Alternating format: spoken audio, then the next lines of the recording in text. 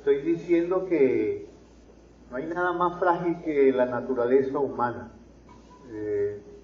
A veces construimos físicamente con nuestro esfuerzo, con nuestro trabajo, una casa, una familia, un matrimonio, y a veces las cosas se derrumban en un instante.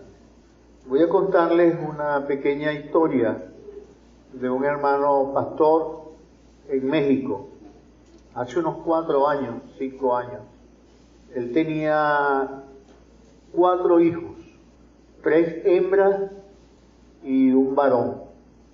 Y el hermano luchaba por su hijo varón, porque el muchacho había sido rebelde a las cosas de Dios. Y oraban por él y, sin embargo, el muchacho seguía siendo rebelde. Y un día, viniendo de viaje en Ciudad de México, él era un profesor universitario y pastor de una iglesia en México,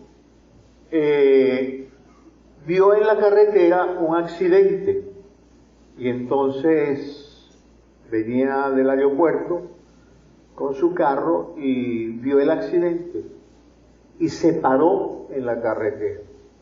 Y cuando llegó al sitio donde estaban los hierros retorcidos, el choque, ahí estaba su hijo, herido, bastante mal herido, y el muchacho estuvo como 17 días en terapia intensiva y después falleció.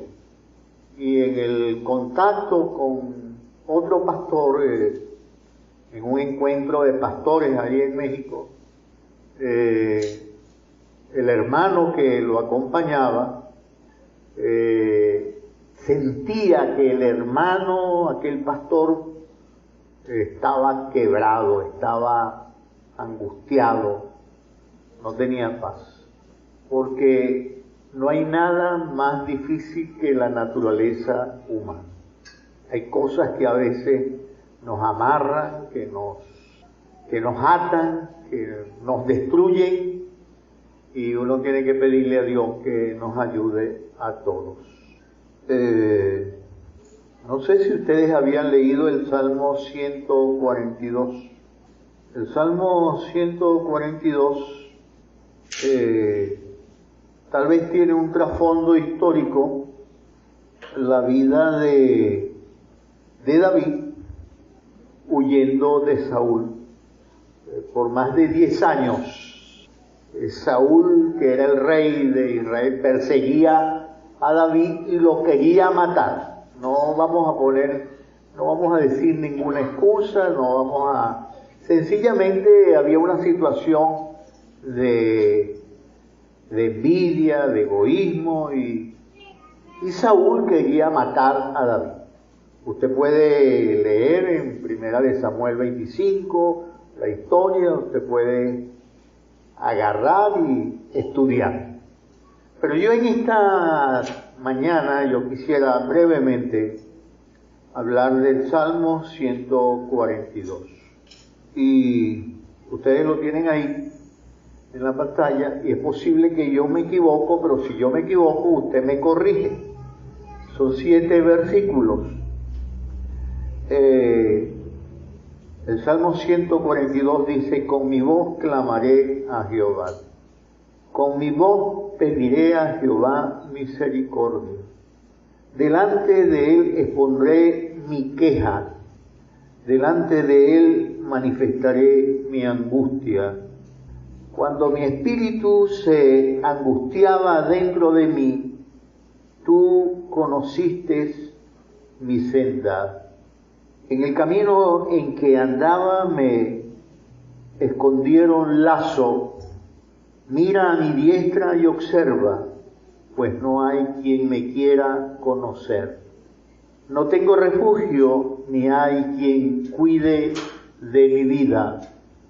Clamé a ti, oh Jehová, dije, tú eres mi esperanza y mi porción en la tierra de los vivientes.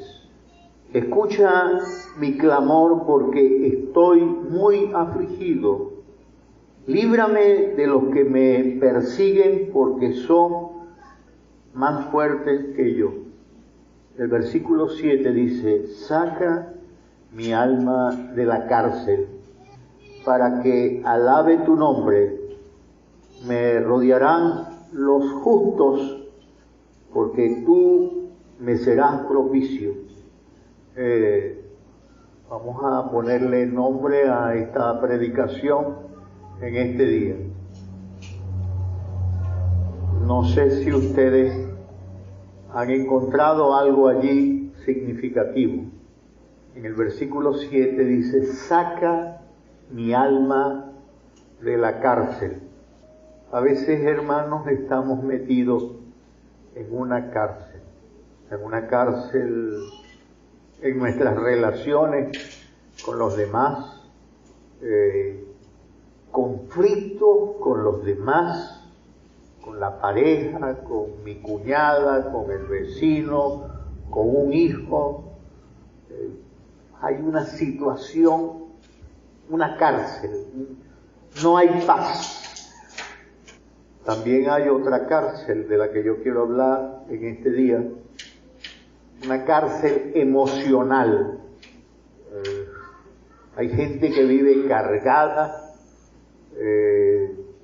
como decía Moisés, estados depresivos, miedo, temores. Esa es una segunda cárcel. Y otra tercera cárcel de la que yo quiero hablar en este día es la cárcel de las trampas del diablo, que nos agarran, que nos atan y que destruyen nuestra vida. Una de las cosas que a veces no hacemos es que nos hemos olvidado de la lectura de la palabra, del estudio de la palabra. Hemos tratado que todas las personas, todas las familias de nuestra congregación siempre tengan una Biblia. Pero a veces, hermanos, la Biblia se transforma en un libro más, que lo ponemos por allí y ni siquiera lo vemos. Y entonces la palabra, que tiene un mensaje para restaurar, para transformar nuestra vida, se transforma simplemente en algo que no nos ayuda, Yo tengo por aquí unas amigas que se están portando bien, porque si no, hoy no comen chupeta. Si no se portan bien, hoy no comen chupeta. Hoy de Sofía, hay que portarse bien. Bueno, cárceles del alma. Y hay tres cárceles que yo, estudiando pues, encuentro en este salmo. En el versículo 2 aparece una cárcel. Dice, delante de él expondré mi queja. La primera cárcel de la que quiero hablar es la queja. La palabra queja es un reclamo, nos habla de conflicto. Cuando hablo de interrelaciones personales.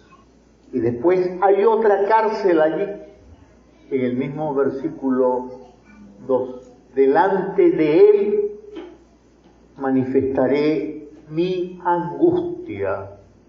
Y en el versículo 3 está la otra cárcel.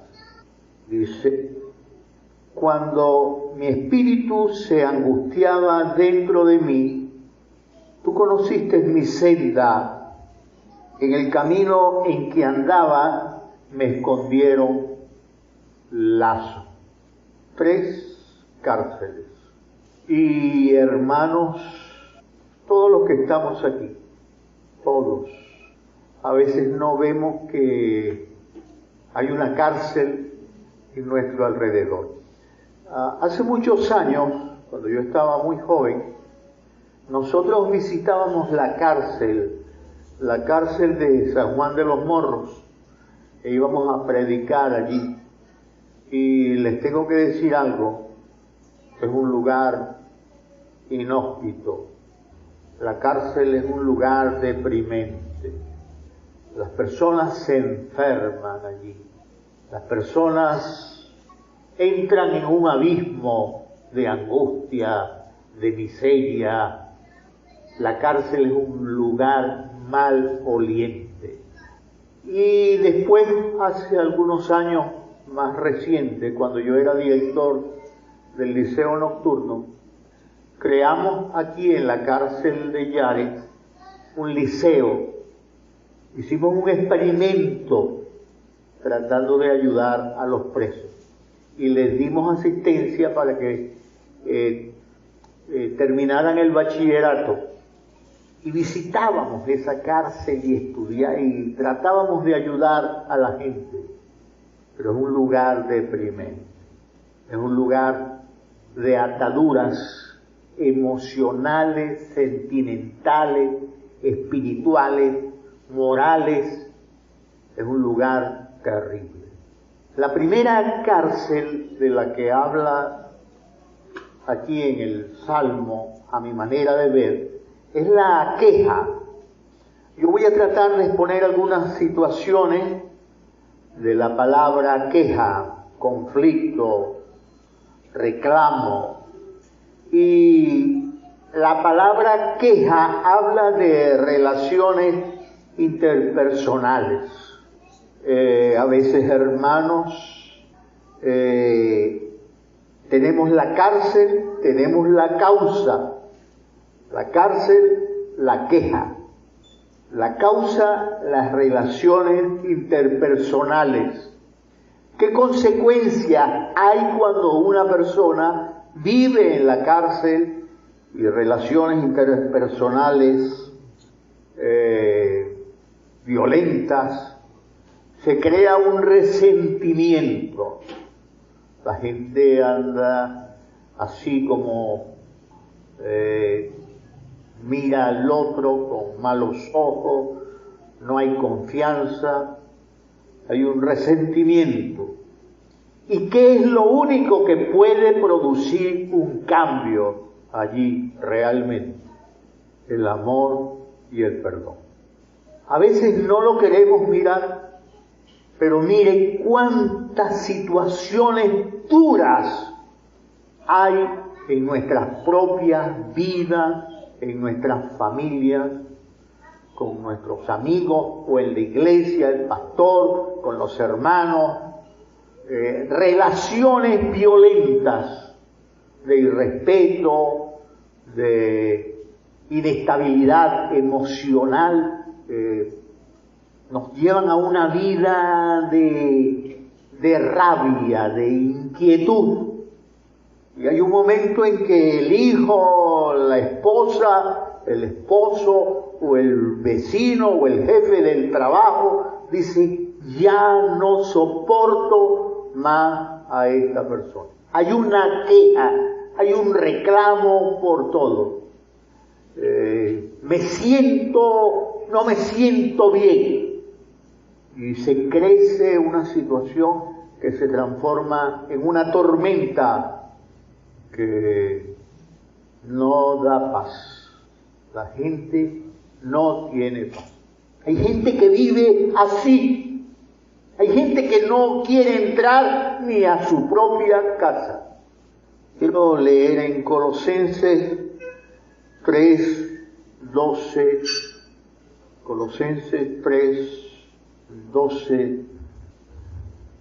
Del 12 en adelante. Vea cómo dice Colosenses. Recuerden que estoy hablando de una persona que está en la cárcel de la queja. Siempre hay algo. No hay una palabra de afecto. Hay gente que lo que hace es hablar y destruir al otro. Y eso ocurre en nuestras vidas, ocurre en la iglesia, ocurre entre hermanos, ocurre en nuestro diario vivir. Porque mire, el peor enemigo que nosotros tenemos somos nosotros mismos. A veces nos cargamos de odio.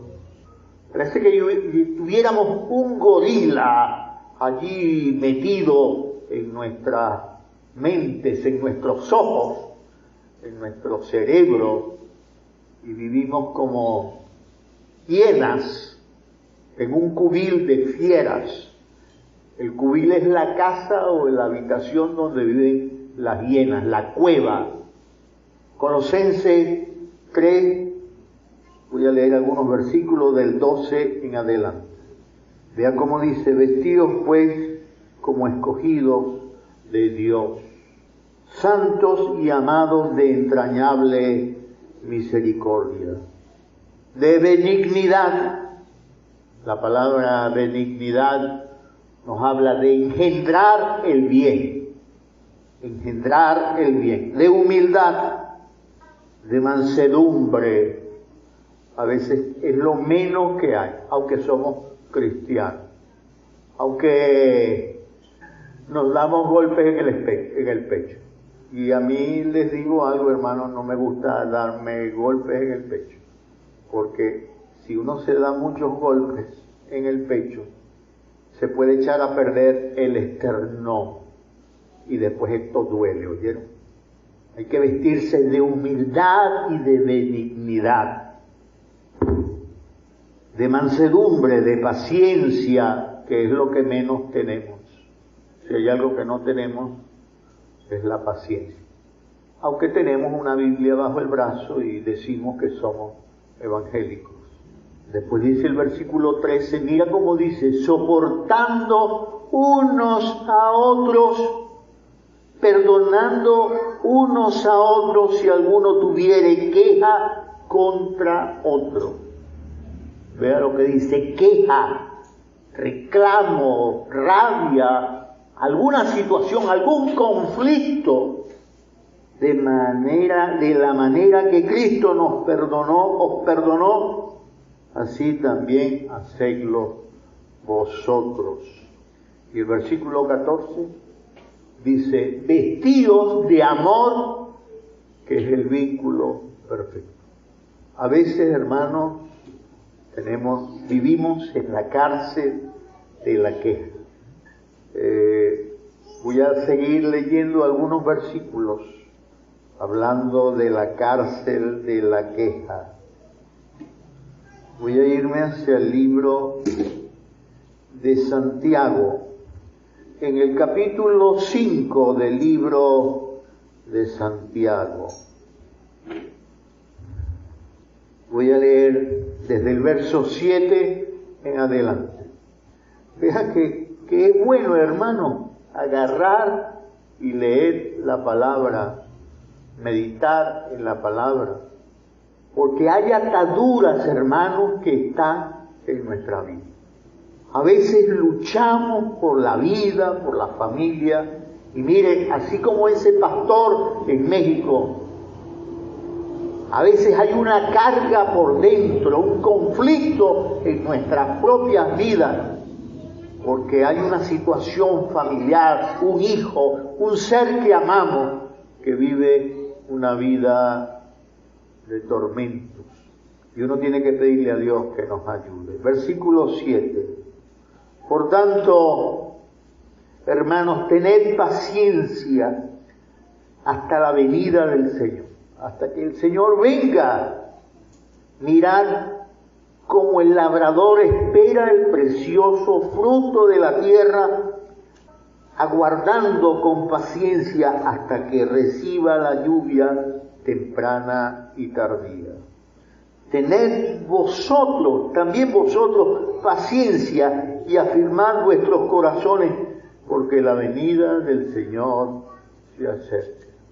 Hermanos, no os quejéis unos a otros, para que no seáis condenados. He aquí, el juez está delante de la puerta. Escucha, hermanos, la queja es una cárcel terrible, es un pecado, Es un pecado que nos amarra. Y a veces en esto de las relaciones familiares, matrimoniales, cuando uno habla con alguien, entonces uno dice, no, mire, ese esposo tuyo es una maravilla. La gente le dice a Arely, ese esposo tuyo es una maravilla. Y entonces Arely llega y dice, viví con él para que veáis. A veces, hermanos, tenemos el diablo por dentro. Y uno tiene que pedirle a Dios que nos ayude. Porque lo que hacemos es destruir. Vestidos de amor, que es el vínculo perfecto. Hay un versículo más allí mismo en Santiago, el versículo 16. Mira, confesaos vuestras ofensas unos a otros y orad unos por otros para que seáis sanados. La oración eficaz del justo puede mucho. A veces la enfermedad más terrible que hay en una familia son los pleitos, los celos, la contienda, la envidia, la rabia, el enojo, la grosería, la mala palabra. Yo estaba en una reunión en estos días y había un pastor que decía, no, yo le dije a mi hija, no, y al yerno, que se busque en su casa, que se busque en su casa. Y yo, que no soy muy prudente, yo le dije, hermano, a lo mejor usted se va a morir en estos días. ¿Y a quién le va a quedar su apartamento? ¿A quién le va a quedar su casa? Si tienes una hija y un yerno, un apartamento donde caben, y tú dices, no, tienen que buscar una casa. A veces, hermanos, el versículo 16, mira cómo dice, hermanos, Santiago 5:16, confesaos vuestras ofensas unos a otros y orad unos por otros para que seáis sanados. A veces lo que hay es una guerra en nuestras propias familias. No hay sanidad espiritual. Hay una cárcel. La queja nos ama. Y mire que son terribles las cárceles. Vamos a hablar de otra cárcel. La cárcel de la angustia. Estoy allí mismo en el Salmo 142, en el verso número 2. 142, en el verso número 2. Dice, delante de él expondré mi queja, delante de él manifestaré mi angustia. Hay un momento, hermanos, que la angustia, que es una expresión de inestabilidad emocional, de miedos, de estados depresivos, hasta violencia verbal. Por dentro, a lo mejor le decimos a una persona, ay, te quiero, pero a lo mejor lo que queremos es que la persona se muera, que le caiga el techo encima. A veces vivimos con rabias por dentro. La angustia es un estado de inestabilidad totalmente emocional. La gente pierde la racionalidad. Parece que pensase con la barriga así, que se le mueve por dentro. Y entonces no hay cordura, no hay ecuanimidad. La cárcel de la angustia. La cárcel de la angustia. ¿Cuál es la causa? El desequilibrio emocional. ¿Cuál es la consecuencia? La gente vive en amargura, raíces de amargura.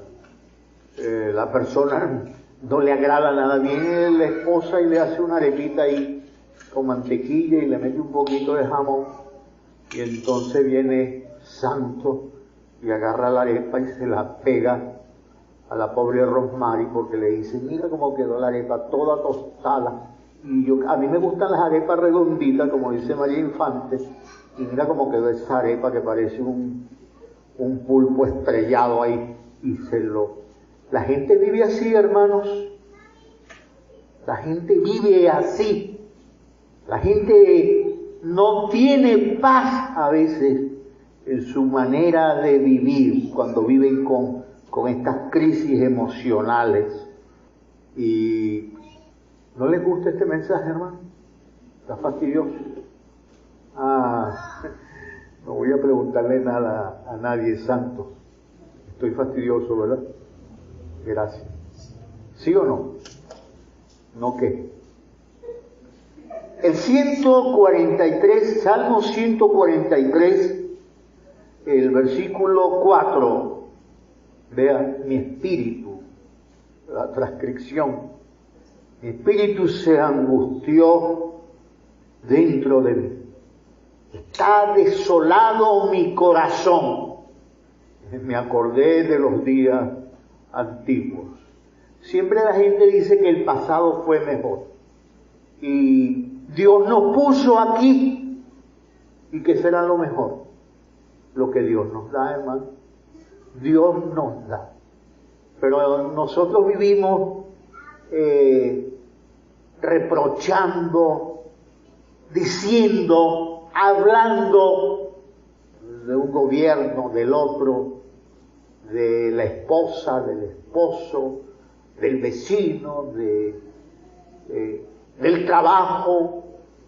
Hay gente que dice, ese trabajo es duro, y reprochamos y maldecimos hasta el trabajo y lo que tenemos.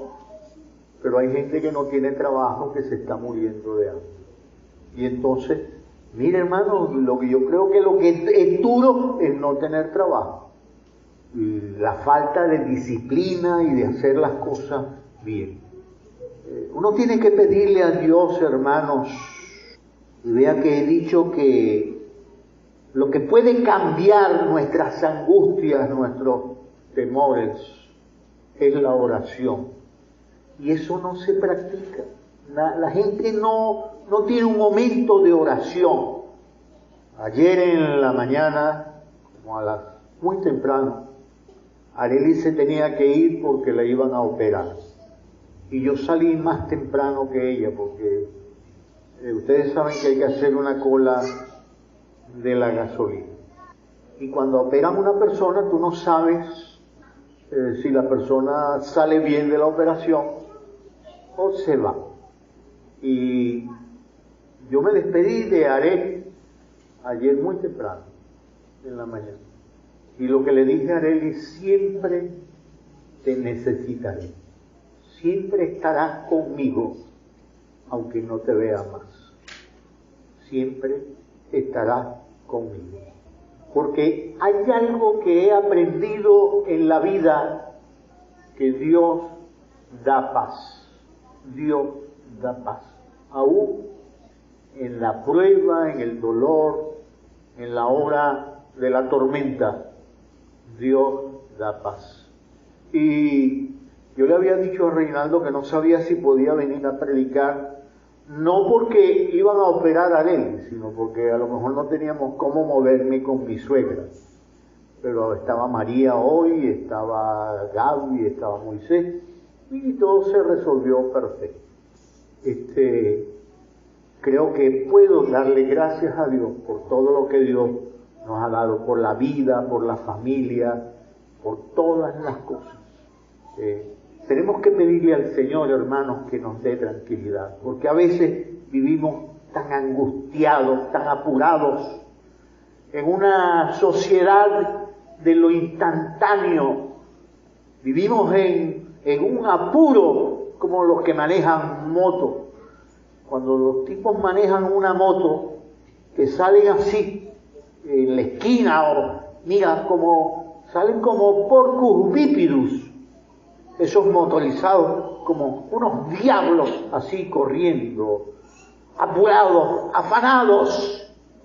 Sí. La gente, hermanos, vive en un estado de desesperación.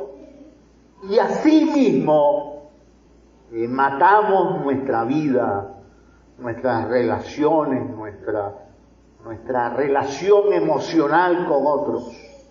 Las personas no nos soportan porque lo que tenemos es quejas, reclamos, ira, pleitos y contiendas.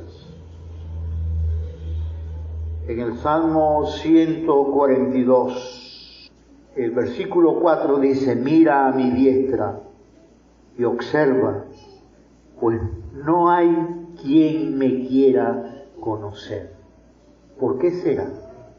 A veces hay gente que no nos acepta, que no nos tolera. Vamos a avanzar. Hay una tercera cárcel que quiero hablar. ¿Cuál es la cárcel? El lazo. En algunas versiones, puede ser la Nueva Traducción Viviente, la nueva versión de la Biblia actualizada, no aparece la palabra lazo, sino aparece la palabra como trampa.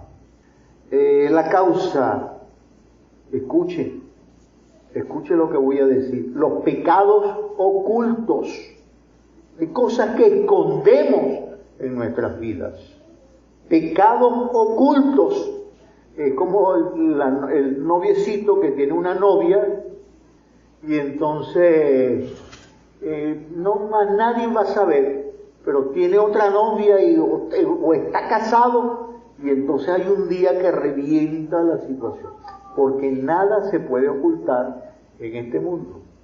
Los pecados ocultos, ¿cuáles son las consecuencias de esos pecados ocultos? La culpa, un sentimiento de culpa. ¿Y cuál es la solución para salir de esa cárcel, del lazo? Confesar nuestros pecados. Escuche lo que estoy diciendo. Hay cosas, a lo mejor, en nuestra vida, pecados que están allí. El pecado nos destruye. El pecado no nos da paz. En el Salmo 91, el 51, en el Salmo 51, para usted ser liberado del lazo, de la trampa, de la cárcel, de la trampa, del lazo, hay que confesar nuestros pecados. Hay que decir, como dice el salmista en el Salmo 51, ten piedad de mí, oh Dios, conforme a tu misericordia, conforme a la multitud de tus piedades, borra mis rebeliones. ¿Saben lo que es una rebelión? ¿Ah? Pecado, hermano. Es como meter una pepa de durazno dentro de una licuadora. Y si le pones buena velocidad, si la licuadora es de vidrio, es capaz que rompes el vidrio.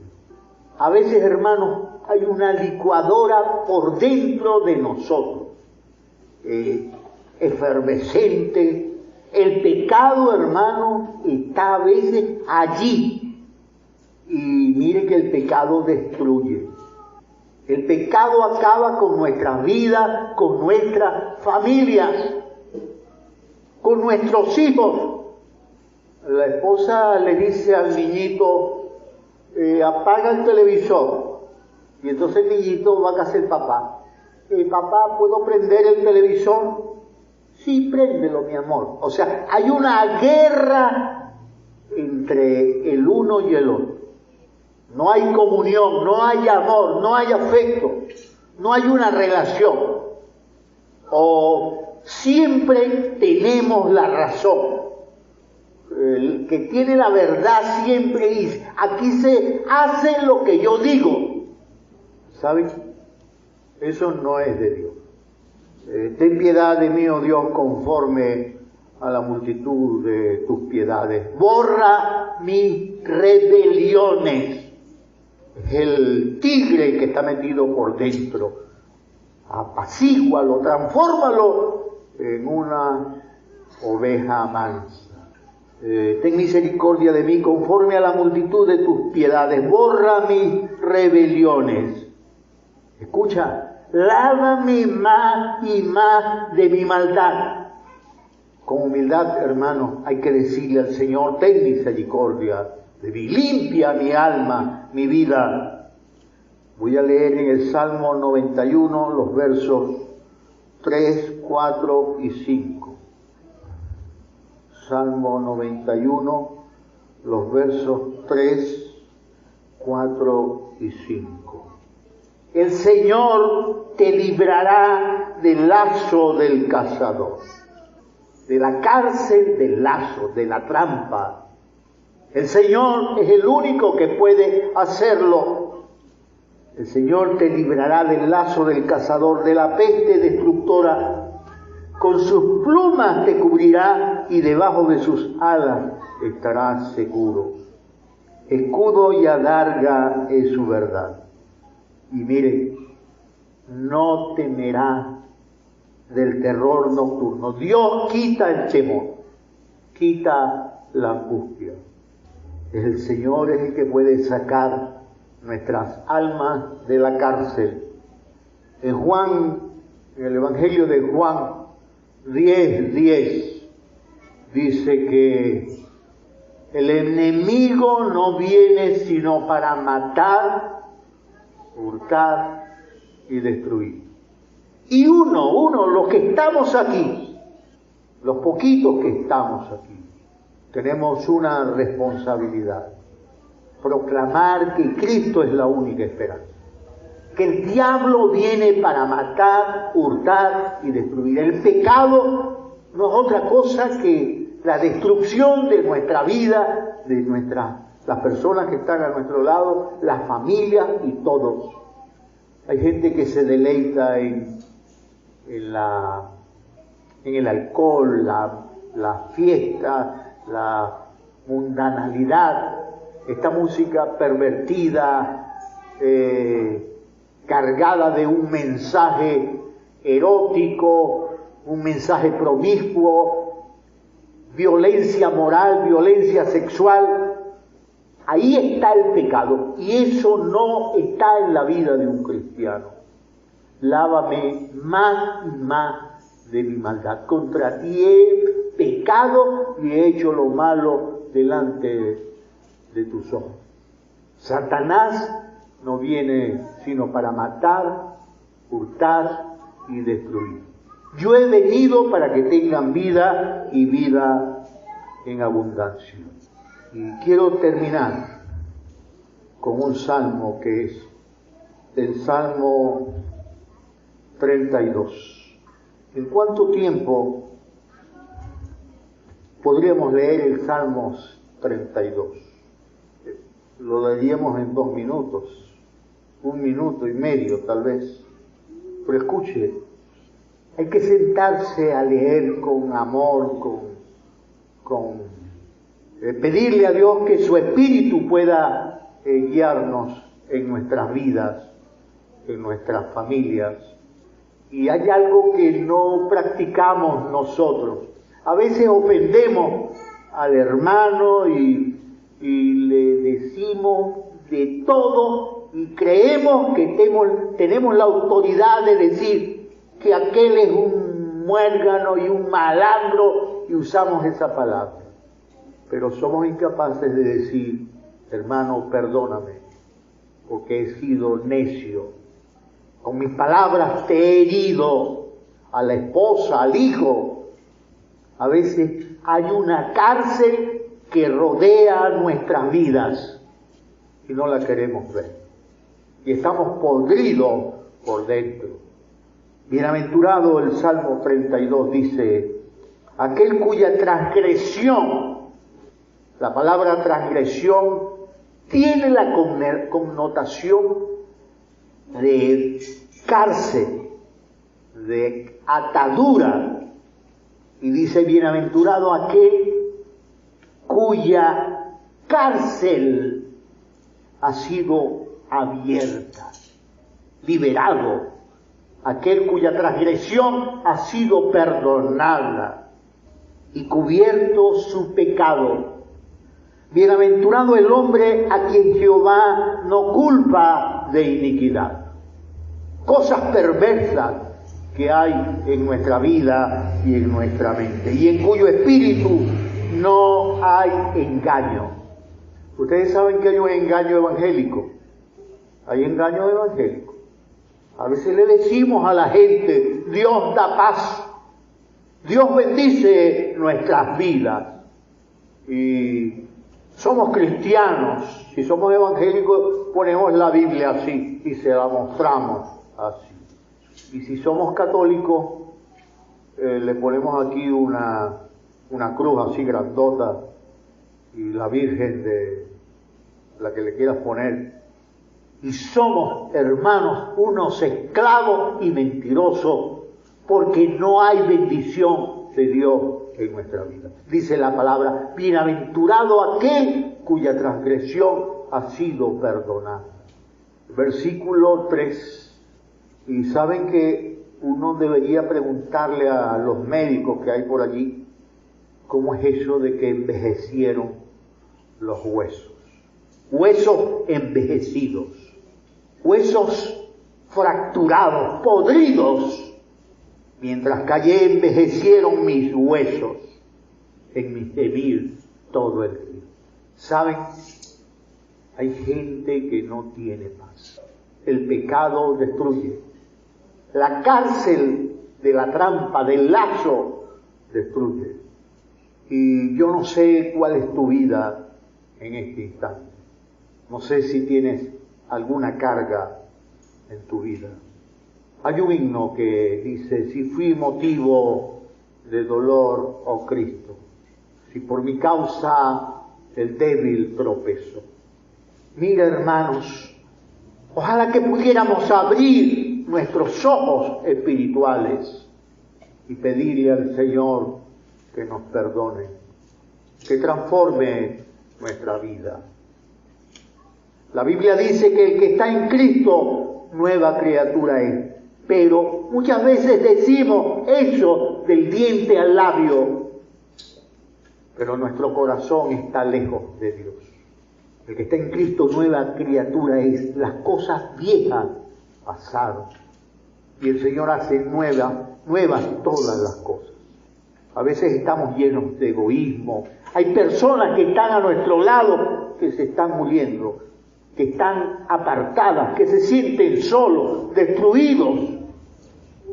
Y nosotros los hemos empujado hacia el abismo.